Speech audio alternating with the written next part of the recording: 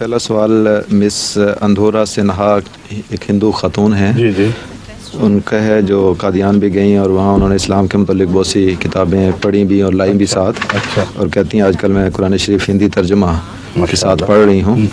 انہوں نے یہ سوال بھیجا ہے. کہتی ہیں میں آپ سے یہ پوچھنا چاہتی ہوں کہ اسلام دوسرے مذاہب سے مختلف کس طرح ہے، اور جب احمدی قرآن شریف اور دیگر اسلامی تعلیم پر یقین رکھتے ہیں، عمل کرتے ہیں، تو وہ ایک الگ جماعت کیوں بن گئے؟ اس بارے میں کہتی ہیں میری رہنمائی فرمائیں. یہ ہماری جو خط لکھنے والی خاتون ہیں، ہندو خاتون، ان کے خط بڑے مخلصانہ ہوتے ہیں اور صحیح فطرت کا مظاہرہ کرتے ہیں.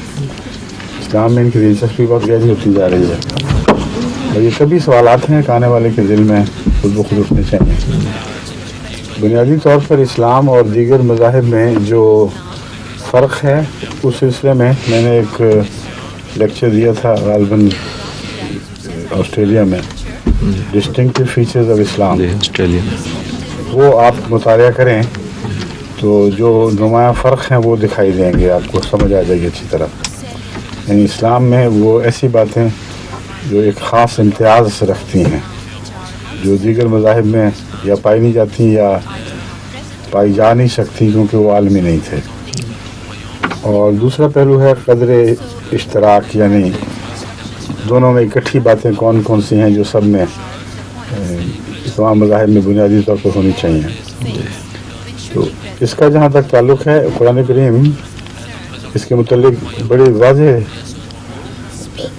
بات بہت کھول کر بیان فرما رہا ہے کہ بنیادی طور پر سارے مذاہب ایک ہی ہیں اور ان کا مرکزی پیغام ایک ہی تھا.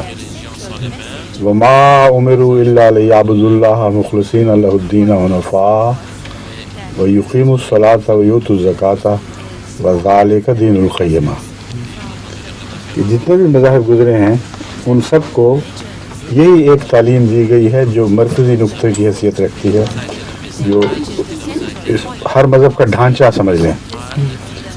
اور وہ تعلیم یہ ہے کہ خدا تعالیٰ کی عبادت کرو اور کسی کی نہ کرو، اپنے دل کو خدا تعالیٰ کے لیے خالص کر لو، ہر دوسرے کی محبت دل سے الگ کر کے اس کی ثانوی حیثیت رکھتے ہوئے اللہ کی محبت کو اولیت دو، اور خدا تعالیٰ کے پیار میں خدا کی عبادت کرو. مخلصین لہ الدین حنفاء، اس کی طرف جھکتے ہوئے اس کے لیے دین کو خالص کر لو. پھر تمہیں عبادت کا سلیقہ آئے گا، عبادت کس طرح کی جاتی ہے. وہ یقین الصلاۃ، یہ شرطیں پوری کرو تو پھر ان کو یہ ہدایت دی گئی تھی سب مذاہب کو کہ وہ پھر نماز قائم کریں. اور نماز قائم کرنے کے بعد بنی نوع انسان کے حقوق کا سوال اٹھتا ہے. تو تمام مذاہب کو یہ تعلیم دی گئی تھی ویوت الزکوٰۃ. یہاں زکوٰۃ سے یہ مراد نہیں کہ زکوٰۃ کی اصطلاح تمام مذاہب میں رائج تھی، مراد یہ ہے کہ ہر مذہب میں خدا کی خاطر، خدا کے بندوں پر اور خدا کے قائم کردہ نظام پر خرچ کرنے کے لیے کچھ خرچ کرنے کی نصیحت فرمائی گئی تھی، اور اسی کا نام زکوٰۃ ہے. تو خدا تعالیٰ کے حقوق اور بنی نوع انسان کے حقوق کے جو بنیادی پہلو ہیں، جو مرکزی نقطہ کی حیثیت رکھتے ہیں، مرکزی ڈھانچے کی حیثیت رکھتے ہیں، وہ قرآن کریم کی صورت میں بیان ہو گئے. تو میرا جواب یہ ہے کہ بعض پہلوؤں سے اسلام تمام دوسرے مذاہب کے مشابہ اور ان کا جو بھی ڈھانچہ اللہ تعالیٰ نے بنایا تھا وہی ڈھانچہ اسلام کا ہے. لیکن ڈھانچہ ایک ہو جانے سے شکلیں تو ایک جیسی نہیں ہو جاتی، اور یہ بھی ضروری نہیں کہ دونوں ایک جیسے دکھائی دیں، ایک جیسے ہو جائیں. اب میملز جو ہیں ان کا بنیادی ڈھانچہ ایک ہی ہے، لیکن کوئی اس میں گائے بھینس ہے، کوئی بکری ہے، کوئی گھوڑا ہے، اونٹ ہے، اور اسی طرح انسان بھی میملز میں آ جاتے ہیں. یعنی میملز کی وہ سے مراد یہ ہے وہ جانور جن کی ایک ریڑھ کی ہڈی ہے اور خاص نقوش ہے بنیادی. تو ان میں جتنے جانور آتے ہیں ان میں دیکھیں فرق کتنے ہیں. ایک زیادہ ترقی یافتہ ہے، ایک نسبتاً کم ترقی یافتہ ہے. تو اسلام اس پہلو سے ایک ہونے کے باوجود ایک امتیازی شان بھی رکھتا ہے، اور ان تمام مذاہب میں سب سے اوپر اسلام کا مقام ہے اپنی تعلیمات کی مزید نفاست اور مزید حسن کے نتیجے میں. یہ پہلو ایک نئے آنے والے کو یا مذہب کا اسلام کا مطالعہ کرنے والے کو پیش نظر رکھنا چاہیے کہ تجزیاتی مطالعہ کریں. ہمارا تو دعویٰ ہے، لیکن آپ کو تو اطمینان تبھی ہوگا جب آپ دیکھ لیں اپنی آنکھوں سے کہ یہ تعلیم اسلام میں بھی تھی، پہلے مذہب میں بھی تھی، لیکن اسلام میں زیادہ خوبصورت ہو کر، زیادہ نکھار کے ساتھ ابھری ہے. بس جہاں بھی آپ کو حسن دکھائے گا تبھی بات ہے کہ آپ اس کی طرف جائیں گے، یا پھر اندرونی حسد، اندرونی ایک دوسرے کے ساتھ مقابلے، یہ سب مضامین جو ہیں یہ بالکل بے تعلق ہو جاتے ہیں. خدا تعالیٰ کی طرف کون سا مذہب زیادہ آسان طریقے پر پہنچاتا ہے، بے نوع انسان سے، خدا کے بندوں سے کون سا مذہب زیادہ بہتر تعلقات کی تعلیم دے رہا ہے، اس پہلو سے یہ جو ہندو خاتون ہیں ان کو میں توجہ دلاتا ہوں کہ اس چھوٹے سے چند ورقہ کے رسالے کی طرف بھی توجہ کریں، وہ پڑھیں، انشاءاللہ اس سے بہت سی باتیں معلوم ہوں گی. اور اسلامی اصول کی فلسفی یہ خود ان کے زیر مطالعہ ہے، انہوں نے لکھا ہے اپنے خط میں، اس سے بھی ان کو بہت نمایاں طور پر اسلام کی تعلیم کی برتری دکھائی دے گی. ان کا سوال بہت ہی مربوط ہے اصل میں. کہتے ہیں مذاہب میں، یہ اصل بات ہے، مذاہب میں اگر سب ایک تھے تو فرق کیوں ہے، اور اسلام دوسروں سے الگ کیوں ہے، اور احمدیت اگر اسلامی کا حصہ ہے تو باقی فرقوں سے الگ کیوں ہے. اصل یہ سوال ہے جن کے ذہن میں اٹھا ہے. اسلام جہاں تک احمدیت کا تعلق ہے، یہ اسلام کی تعلیم کو نئی نکھارنے والی جماعت نہیں ہے، کیونکہ وہ تعلیم تو مکمل ہو چکی ہے. پھر سوال یہ پیدا ہوتا ہے کہ الگ کیوں جماعت بنی.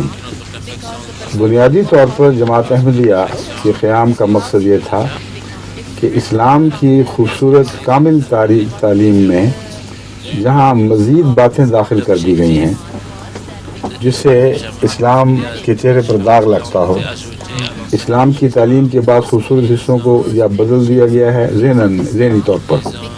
عملاً تو قرآن کریم میں اسی طرح ہے، لیکن اس کے سمجھنے میں فرق ہو گیا ہے، اور اس فرق کے نتیجے میں ایک خوبصورتی کو بدصورتی بنا دیا گیا ہے. ایسے تمام پہلوؤں میں ضرورت تھی کہ اللہ سے علم پا کر اللہ کی ہدایت کے نیچے ایک کامل مہدی پیدا ہو، المہدی، جو خدا سے ہدایت یافتہ ہو، قرآن سے ہدایت یافتہ ہو، محمد رسول اللہ سے ہدایت یافتہ ہو، اور اسلام کے اصل نقوش اجاگر کرے. اگر کوئی چیز نامکمل ہو تو اس کے نقوش میں اضافوں کی ضرورت پیش آتی ہے.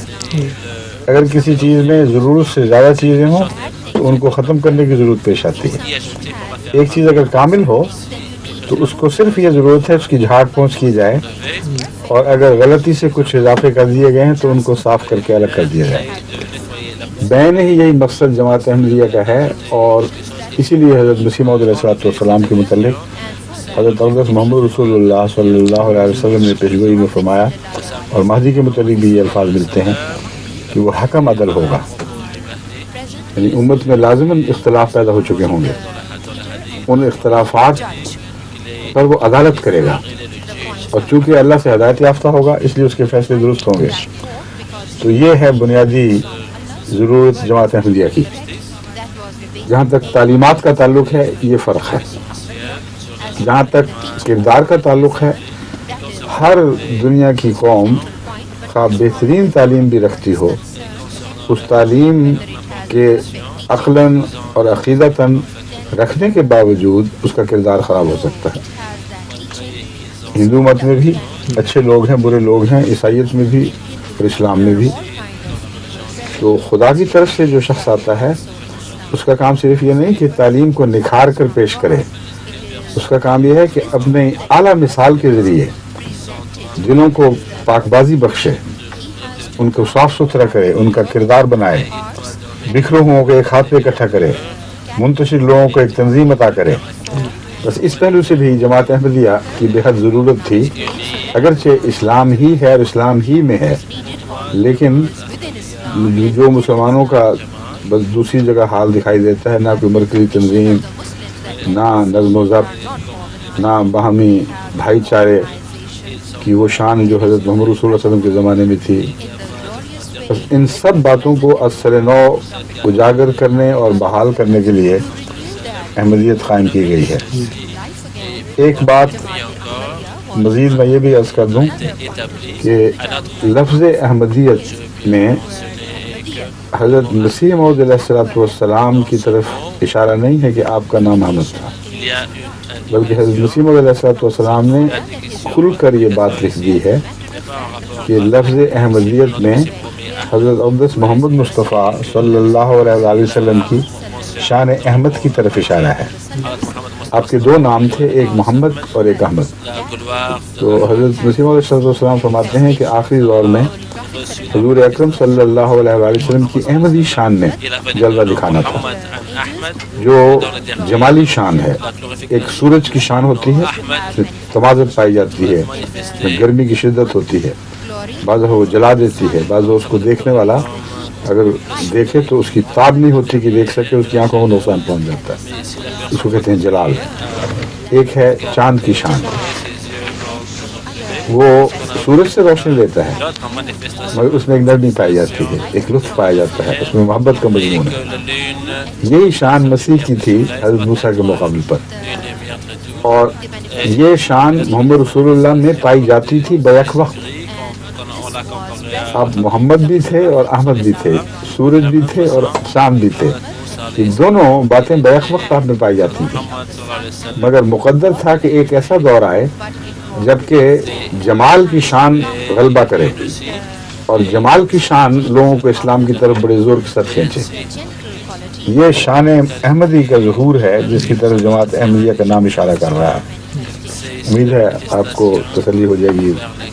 अगर कोई और पहलू रह गया हो जो आपके जहन में खलिश पैदा करता हो तो दोबारा लिखकर मुझे बता दीजिए। और